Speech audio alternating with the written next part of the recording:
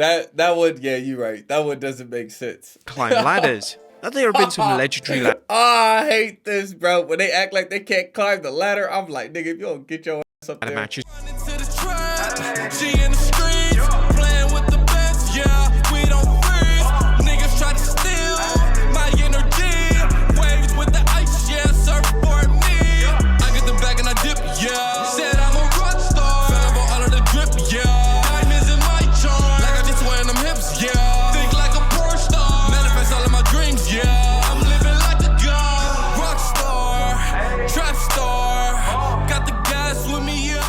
Good Dark Knight gang, I'm Neptune. Hey bro, today I'm about to do another video from the homie Russell Lamia. This one right here is titled 10 Things All WWE Wrestlers Do That Don't Make Sense. Bro, they do so many things that don't make sense. This video should be fire, cuz y'all requested it. You already know I got y'all, man. I hope everybody have a good day, have a great day. We about to hop into this video. Yo, shout out to the gang. Let's go. Number 10, distracted by music. Oh, man. One of the most criticized tropes of modern wrestling, in particular WWE, is the fact that a wrestler is always distracted by their rival's theme music. This occurs when a wrestler is in the middle of a match and suddenly their rival's theme music will hit, and a wrestler will be so distracted by the music that they will lose all focus in the match. This usually leads them to losing it via roll-up, and this has been a WWE staple for the past 3 decades. Oh my god. Does every wrestler have a short attention span? Well, the kayfabe answer to this trope is perhaps the wrestler who is getting distracted is also so consumed by their hatred for their rival that when they hear that music, they have to stop whatever they're doing, in case their rival appears. But still, why should this work for every wrestler? Exactly. Number 9, all they the don't... time. It works every single time. They need better creatives in their department. Steal seemingly deadly finishing moves. It's only when you can actually think about certain moves do you question the legitimacy for them. For instance, the People's Elbow. What makes The Rock's trademark finisher more effective than a standard elbow drop? There's virtually no difference other than the fanfare involved. The same goes for Hulk Hogan's leg drop. What makes that move different from a standard leg drop? A normal leg drop never seems to win a match, other than when Hogan uses the move as his finisher. Why is that the case? Also, that leads to the question, if certain finishing moves such as a People's Elbow, John Cena's Attitude Adjustment, or even Randy Orton's RKO are so credible, why doesn't every wrestler on the WWE roster use them as their finisher? It's as if certain wrestlers have copyright on their finishing moves being duplicated, but this has never been addressed on WWE programming. Bro. Number 8. Bro, come on. I ain't like that one. Obviously, if that's their finishing moves, everybody got to have their own finishing moves so everyone can do it. And the reason why they're better than just someone doing it normally is because, once again, it's their finishing move. AKA, The Rock doing the People's Elbow is stronger than someone else doing a regular elbow because it's The Rock's finisher move. You know what I'm saying? I mean, it doesn't make sense, but if you just look at the whole thing, to me, it makes sense. It's like, this is his finisher move. You know what I'm saying? Like when Shawn Michaels does Sweet Chin Music, the kick, you know? It's stronger than anyone else doing a normal super kick. The Irish Whip. The Irish Whip is a move which is used in every single wrestling match, but it makes little sense. The move involves the wrestler being thrown into the ropes and they will run back at their opponent. But why? Why does the wrestler run? Why don't they just fall down at the velocity of the whip itself? Now perhaps the kayfabe answer to this is that a wrestler may be able to get some momentum and perform a move when springboarding off the ropes, but the stamina it takes to do this multiple times in a single match makes the move seem completely pointless. Number 7, the no-sell. One of the biggest features of a John Cena match is the fact that he'll perform multiple shoulder blocks.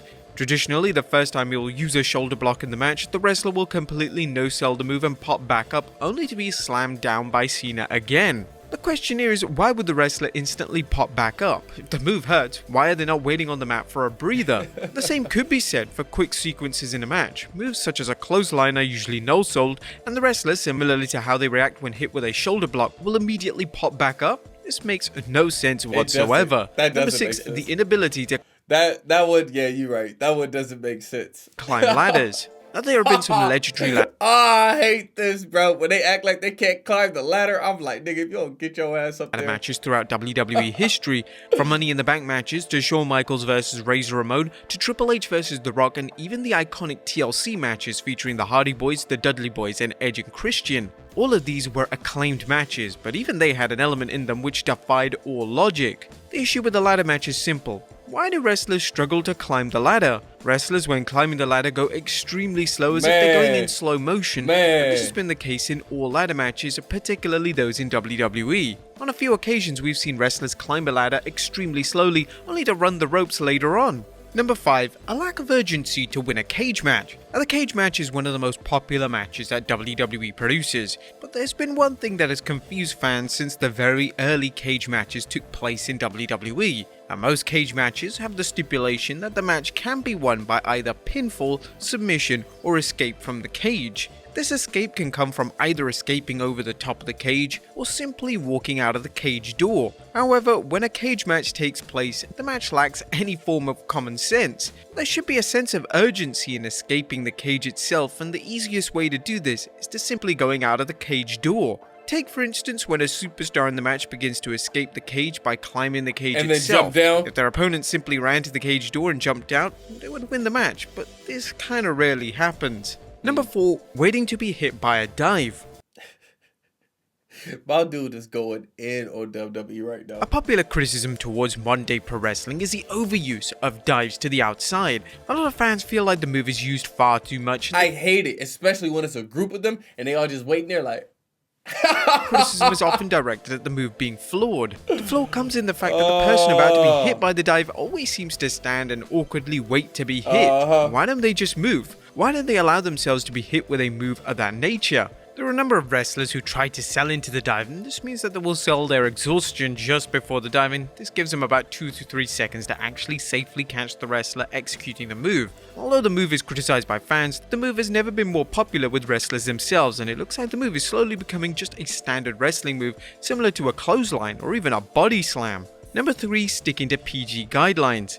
Although before 2008, it was common practice to see chair shots to the head and other obscene violence, but when WWE transitioned into a PG product, this all changed. In modern hardcore matches in WWE, the violence is rather timid, but this makes no sense from a logical point of view. If anything goes in a no DQ or hardcore match, why don't wrestlers perform chair shots to the head or other sinister things such as flaming table spots or even thumbtacks? No DQ matches are usually reserved for heated rivalries, and if the two wrestlers really hate each other, shouldn't they be doing everything in their power to hurt each other? It's as if they signed a secret contract that they would never perform anything in a match that breaches PG guidelines, but this has never been addressed to the WWE fans directly.